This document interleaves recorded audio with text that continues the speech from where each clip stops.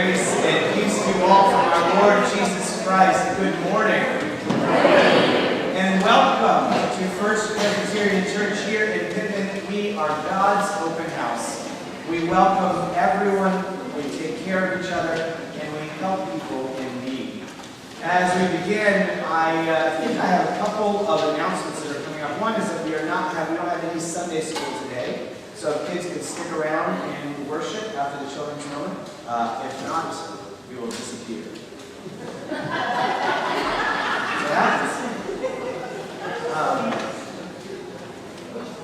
think it's my only announcement. Are there other announcements? Friendly game night is this Saturday from 6 to 8. So we're having hot dogs and hamburgers on the grill. Looks like the weather is going to cooperate with that. Please just let me know if you're coming on indoor and outdoor games. It's a lot of fun. So hope to see you there.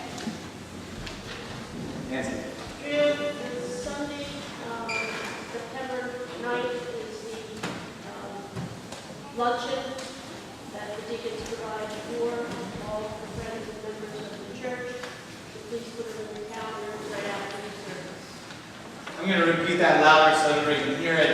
Sunday, September the 9th is our homecoming luncheon. So make sure to mark your calendars to stick around a little bit after the service and have lunch. If people have been gone a lot for the summer, it's a great chance for them to come back and sort of get into the rhythm of the year. If, like me, you've gone nowhere in the summer, it's also a great chance to celebrate and join and enjoy the company of our community. So we encourage you to stick around for that after services on September 9th. Are there other announcements that we have this week? Then let's prepare our hearts for worship by listening to the prelude.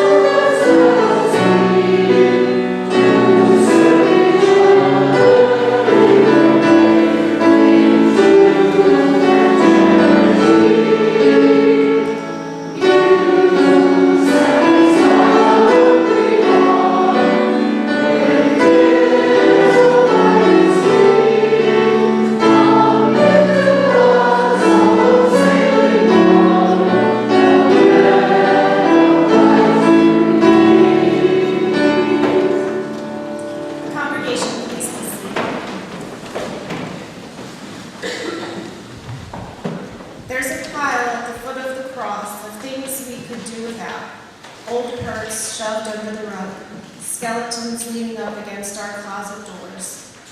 Coming together to confess, we acknowledge we are who we are and that we hope to do better. We also remember who we are, the Lamb of God who takes away the sin of the world, and we remember your mercy. Loving God, your love for us is perfect, but we are not. We want to do what is right, but we do not. So we confess our sins, trusting in your mercy. We have hurt others.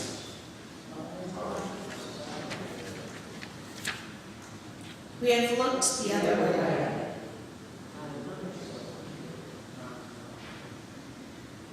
We have been selfish.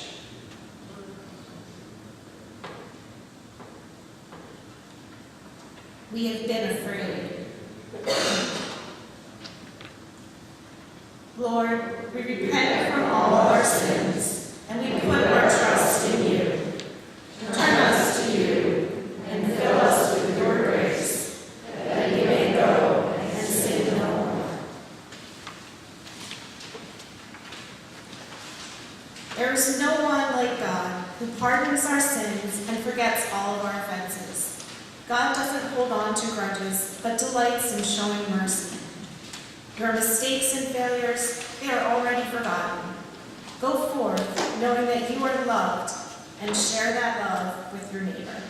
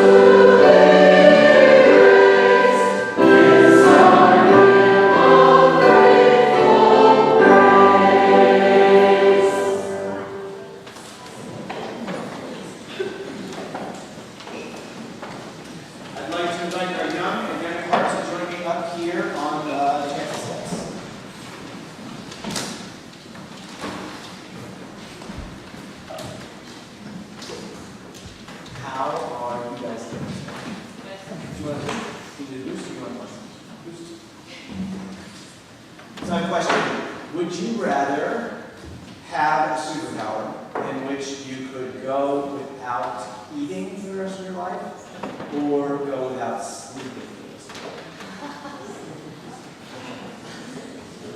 I guess most are sleeping. Why do you guys want to get rid of sleep? Oh, you value food too much.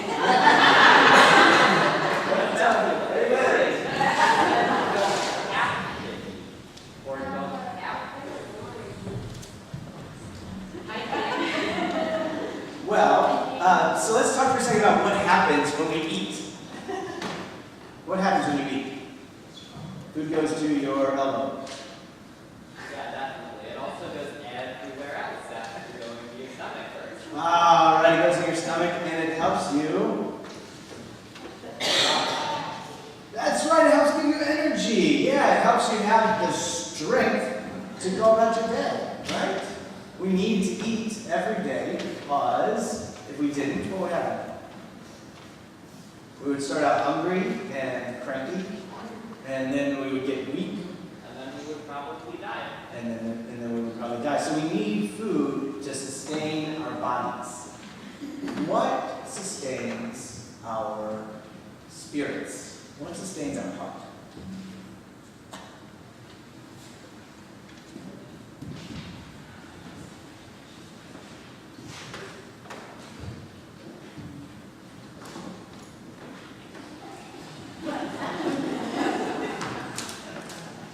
So, our bodies have needs that help us stay physically strong, but our spirits, our mental state, our emotional state, our hearts also need to be sustained, because what can happen if our hearts aren't sustained?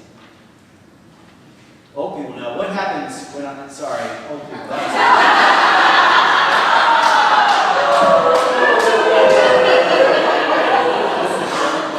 Grown-ups know what that happens when we don't sustain our hearts. What happens when we don't sustain our hearts? We get depressed. We feel weak. We become the Grinch. It's actually not all that different from what happens when we don't sustain our bodies. Is we don't take care of ourselves, and we no longer become the people that we could be. So, in our story for today, Jesus said something about sustenance. He said, "I am the bread of life." Which, when I was a kid, made me think that Jesus was maybe the Pillsbury Doughboy. But I'm not really know. But what he meant by that was that we need something to sustain us spiritually. And he can sustain us spiritually, because what we really need for our hearts is to be loved, to be accepted, and to be known. We experience that in our families, hopefully. We have people that love us and that care for us, and they are what keep us strong and capable of going out and facing each day. But Jesus provides us for that each and every day, by providing that community for us, and by being the God that loves us and cares for us, and that helps keep us strong so that we can go out into the world serving Him. Will you guys pray with me? Dear God, thank you for sustaining us, for helping us be strong. Guide us, protect us, and love us into the people you want us to be. Amen. It is time for you to stick around.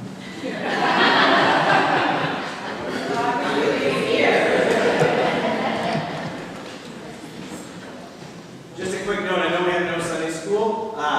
We also love children. We have bags to back if you would like to draw. You have free reign of the aisles if you need to explore. We want to make sure that everybody feels comfortable and welcome and like a family in this space. So anything that you need, we are happy to help.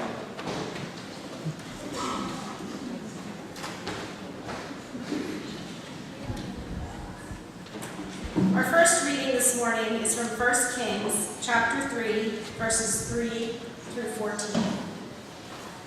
Solomon loved the Lord, walking in the statutes of his father David. Only he sacrificed and offered incense at the high places. The king went to Gibeon to sacrifice there, for that was the principal high place. Solomon used to offer 1,000 burnt offerings on that altar. At Gibeon the Lord appeared to Solomon in a dream by night, and God said, "Ask what I should give you." And Solomon said, "You have shown great and steadfast love to your servant, my father David, because he walked before you in faithfulness, in righteousness, and in uprightness of heart toward you. And you have kept for him this great and steadfast love, and have given him a son to sit on his throne today. And now, O Lord my God, you have made your servant king in place of my father David, although I am only a little child. I do not know how to go out or come in. And your servant is in the midst of the people whom you have chosen, a great people, so numerous they cannot be numbered or counted. Give your servant, therefore, an understanding mind to govern your people, able to discern between good and evil. For who can govern this, your great people?" It pleased the Lord that Solomon had asked this. God said to him, "Because you have asked this, and have not asked for yourself long life or riches, or for the life of your enemies, but have asked for yourself understanding to discern what is right, I now do according to your word. Indeed, I give you a wise and discerning mind. No one like you has been before you, and no one like you shall rise after you. I give you also what you have not asked, both riches and honor all your life. No other king shall compare with you. If you will walk in my ways, keeping my statutes and my commandments, as your father David walked, then I will lengthen your life."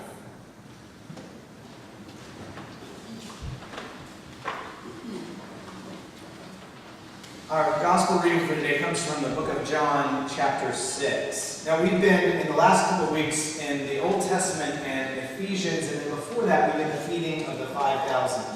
In the meantime, in the gospel readings, we have stayed roughly in the same place. It is now 4 weeks later, but we are still in the same chapter and still talking about the same things. That is, the chapter begins with the feeding of the 5,000, and we're still in the sort of repercussions of that particular miracle, that particular sign in the book of John. And this part is precipitated by a question from the crowd about manna. Manna is a key part of this conversation. So I invite you to listen now to the word of God to you in John chapter 6, verses 51 through 58. "I am the living bread that came down from heaven. Whoever eats of this bread will live forever, and the bread that I will give for the life of the world is my flesh." The Jews then disputed among themselves, saying, "How can this man give us his flesh to eat?" So Jesus said to him, "Very truly I tell you, unless you eat the flesh of the Son of Man and drink his blood, you have no life in you. Those who eat my flesh and drink my blood have eternal life, for I will raise them up on the last day. For my flesh is true food, and my blood is true drink. Those who eat my flesh and drink my blood abide in me, and I in them. Just as the living Father sent me, and I live because of the Father, whoever eats me will live because of me. This is the bread that came down from heaven, not like that which your ancestors ate and they died, but the one who eats this bread will live forever." This is the word of the Lord.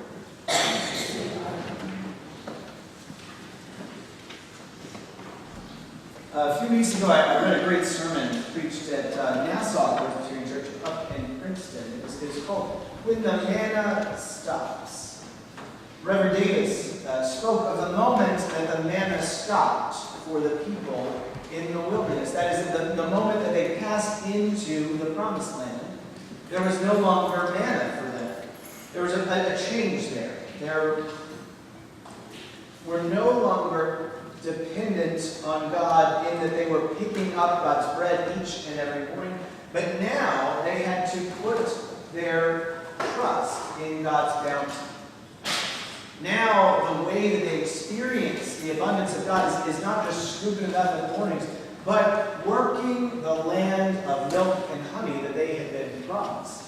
It's a change, right? And it's a big change. We assume there'd be other things, the other miracles that were happening in the time when people were in the wilderness, like the quail that would come by and the pillar of cloud and the pillar of fire that were there in front of them each and every day also stopped. And all this happened kind of suddenly, right? One day they were on one side of the Jordan, and the other day they were on the other side of the Jordan, and all of a sudden they're expected to fend for themselves.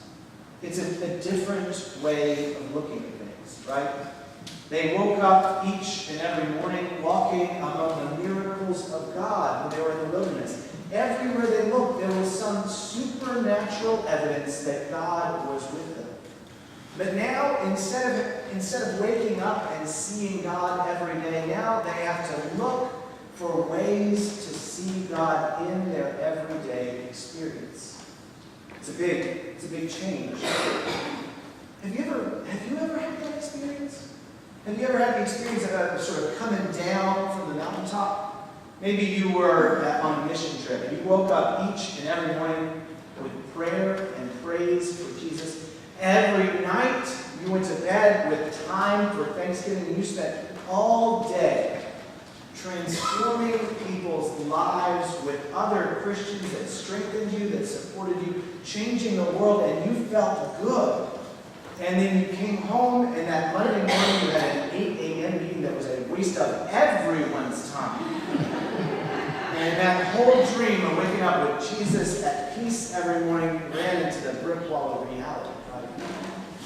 That kind of thing can happen to us coming down from any sort of thing. Maybe you were at a youth conference, like on Tree, you had an incredible spiritual experience, and then you went back, and everybody kind of looked at you as if you were the same person that you were 2 weeks before. And sure enough, in 3 or 4 weeks, you were that person, because it's so hard to be transformed in a world that still expects you to be who you used to be. We can have that experience coming down from a truly powerful spiritual conversation with somebody in which everything feels good and right. We can have that experience coming down from any number of things. But the question is, how do we live when the blessing, the abundance, the presence of God is no longer obvious? How do we know that we're nourished in those moments? The gospel reading for today is a conversation about manna. What's happened is Jesus has fed the 5,000 and then he disappears. The disciples go off the boat. They see, this is where John places Jesus walking on the waters, right in sort of the middle of this thing. The disciples go on the boat without Jesus. Jesus walks over to meet them, and the crowd is like, we know you didn't get on the boat. Where is he? And they go and they find him eventually in Capernaum. And he says, look, you followed me because I gave you bread. But that's not the point. What I bring is the bread of life. What I bring is bread from heaven. And they think manna. The people are following him because he's fed their physical needs. And Jesus tells them about the bread that leads to eternal life. This happens a lot in the book of John. John loves to do this thing where Jesus says something, and somebody takes it absolutely literally, and they don't understand it. Jesus is like, no, you don't get it. It's like sort of a reverse Amelia Bedelia. So Jesus tells Nicodemus, you've got to be born again. And Nicodemus is like, well, how am I supposed to get back into my mother's womb? Jesus tells the woman at the well, follow me and you'll never be thirsty again. I'll give you water, then you'll never be thirsty again. And she's like, oh, phew, that will save me so many trips to the well. and here, Jesus says, I will give you the bread that leads to eternal life. And they're like, yes, great, bread. But that's not really what Jesus is talking about. Because Jesus says, I am the bread. And all of a sudden they're stuck. And I gotta admit, I'm kind of stuck with it, right? When Jesus says, I am bread, I kind of want to pull him aside, like Peter did, right? Pull Jesus aside and be like, Jesus, no. Person. Because it doesn't make a lot of sense. And that's sort of what Jesus is maybe trying to pull us beyond the first level of understanding, beyond the literal level of understanding, and into another understanding. That is, manna was not just bread. For the people traveling through the wilderness, it was also this sign of God's presence, this sign of God's nourishment. And at the time, they understood that the law was the new manna. That is, they would say that Torah is our manna. It is our sign of God's nourishment. And what Jesus says is this is not enough. What you need is what comes from God. And they say, well, what comes from God? And he says, meat. So you should eat meat. That is, you need to be nourished by me. Your spiritual fulfillment is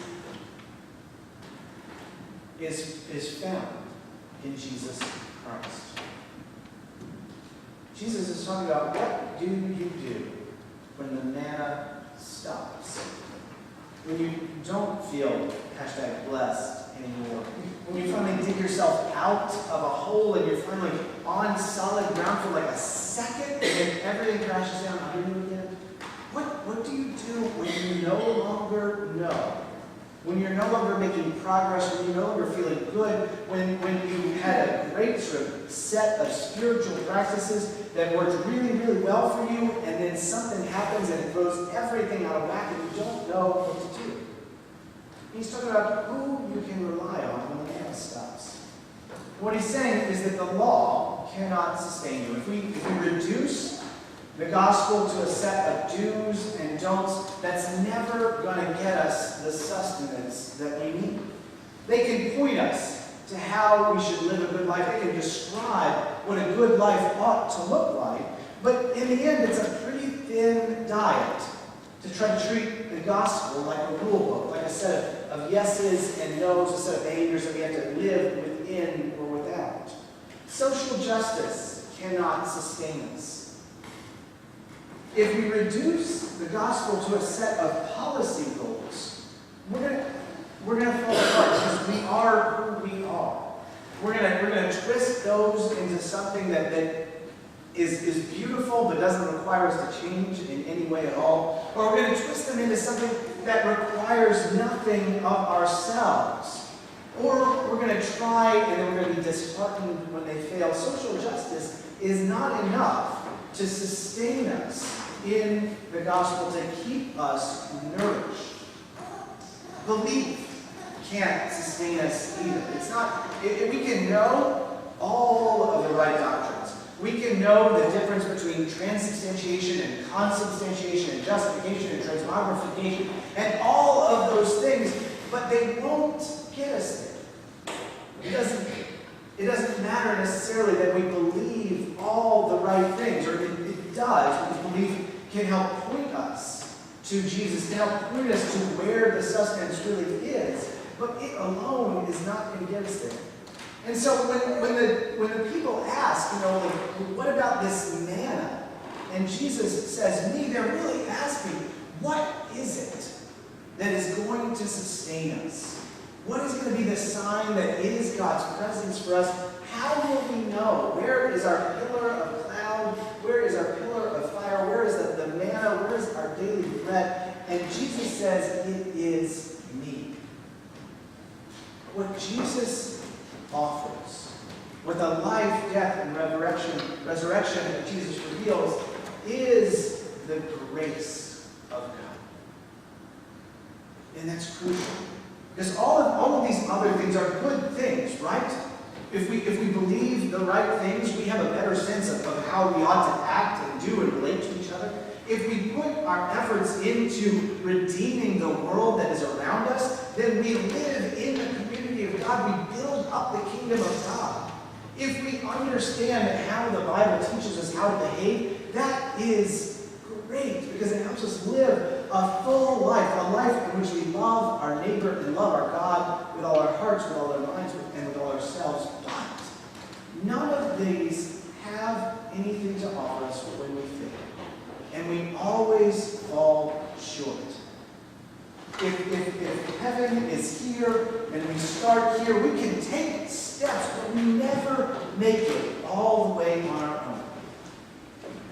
What Jesus is, what Jesus reveals, is bridging the gap. It is God coming down to us. Jesus died the most godless death that you can die. He was alone, he was abandoned, he was ridiculed. He cried out, "Where are you, God?" He knew God not in that moment. And yet, God resurrected him. God brought him back to life. God showed that forsakenness, that abandonedness is not the end, that God will bridge the gap for us, that God's love is greater than all of our failures.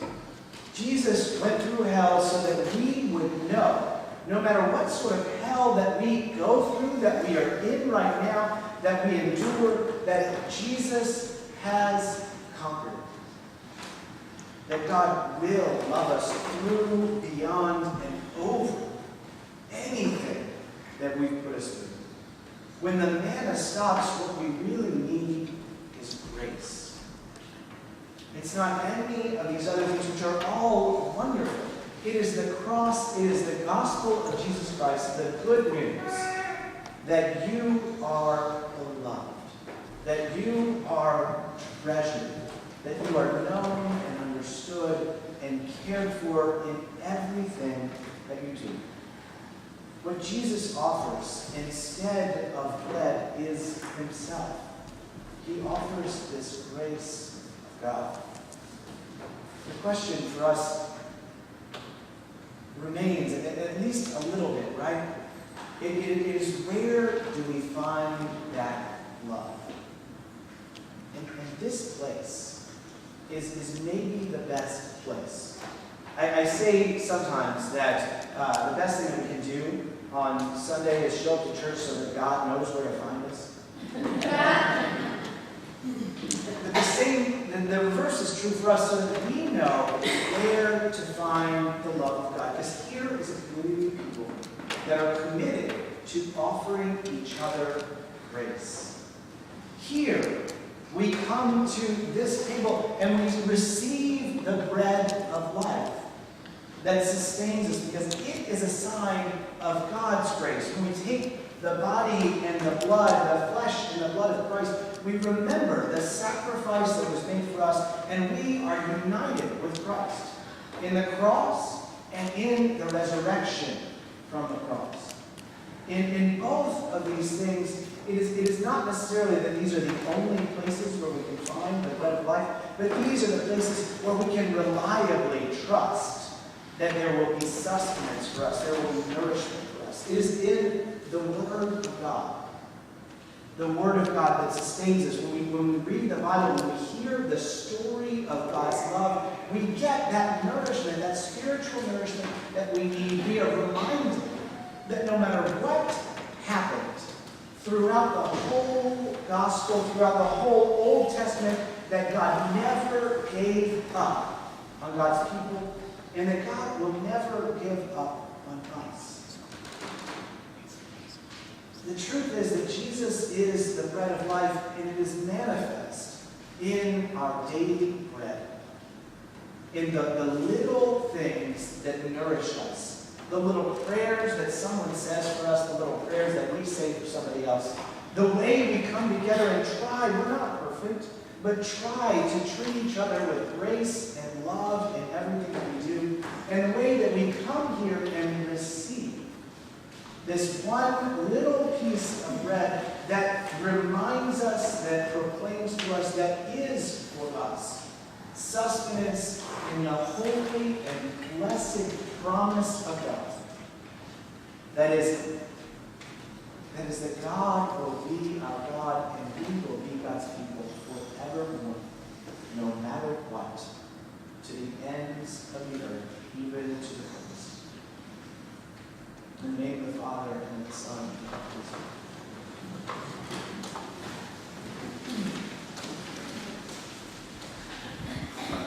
In response to the word that we receive, there's only so much that we can do. But one thing that we can do is proclaim our faith. So let us rise and proclaim our faith using as our affirmation the Apostles' Creed.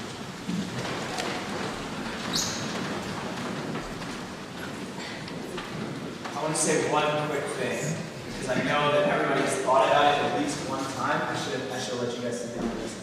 Who knows the phrase "the quick and the dead," right? That is a phrase that we are much more comfortable with. That is a phrase that I am much more comfortable with, that I love. I don't say it. I present the living and the dead. And the reason that is quick just means something else, right? And it's one thing to hold on to something because it is comforting for us. And sometimes we will say the quick and the dead. But the truth is that God speaks to us each and every day in a language that we understand. So as our language changes, sometimes the language that we have to use for God changes. And so we're using a slightly more modern translation, the living and the dead, which tells us the truth in a way that we can understand. And that's our job, is not to necessarily proclaim it in the way that we have always proclaimed it, but to proclaim the truth that has always been there in the way that we can now understand it. So let's join in this proclamation. I believe in God the Father Almighty, creator of heaven and earth. I believe in Jesus Christ, God's only Son, our Lord, who was conceived by the Holy Spirit, born of the Virgin Mary, suffered under Pontius Pilate, was crucified, died, and was buried. He descended to the dead. On the third day he rose again. He ascended into heaven. He is seated at the right hand of the Father, and he will come to judge the living and the dead.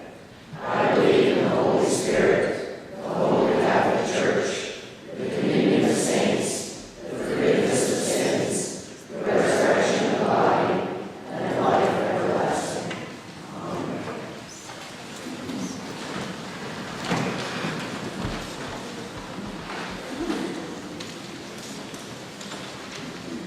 Remembering the gifts of God's love, let us offer our gifts to the Lord.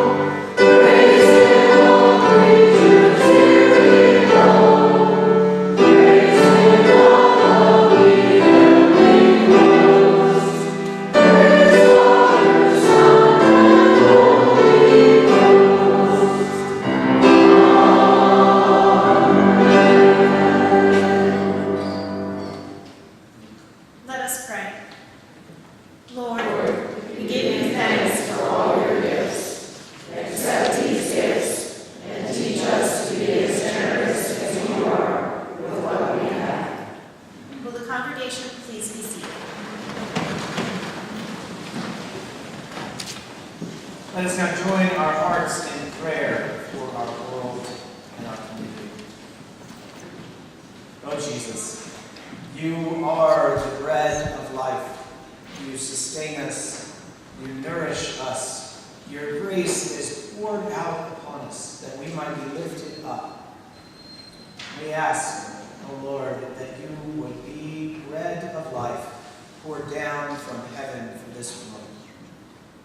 We lift up all of creation to you. We ask that you would bless and make it bountiful and nourishing and fulfilling so that all might taste and see that the Lord is good, so that all might eat their fill and be satisfied. Lord, we lift up to you this war-torn world that we have. You tell us that the bread that you give leads to life, but we see all over that there is death. Bring peace and nourish us with your love and with your blessing. Heal old enmities, resolve deep conflicts, and show your incredible grace in the healing, in the love, the generosity between nations and between each other. Lord, we know so many. We know that we ourselves are hurting. Feed us with the bread of your healing, Lord. Heal our bodies. Take our tumors away. Fix our brains, our minds, our hearts, our legs, our souls, everything. Nourish us and our bodies that we might grow strong in you and with each other. We lift up those who suffer from addiction, those who suffer from mental health issues, those who are lonely, those who are afraid. Feed us all with this incredible grace that is the bread of life. We especially lift up those who are on our list this week for our whole nation as we cry out to you in need. We lift up our celebrations of joy. Paul Grenier has a new job as a resident chaplain at the University of Pennsylvania Hospital, and for this we give thanks for your nourishment, for your sustenance, and for your blessing in using his callings and his strengths and his ministry for your will. Lord, all of these things we lift up to you, trusting in your incredible grace, knowing your incredible mercy, and pray as your Son taught us. Our Father, who art in heaven, hallowed be thy name. Thy kingdom come, thy will be done, on earth as it is in heaven. Give us this day our daily bread, and forgive us our debts, as we forgive our debtors. And lead us not into temptation, but deliver us from evil. For thine is the kingdom, and the power, and the glory forever. Amen.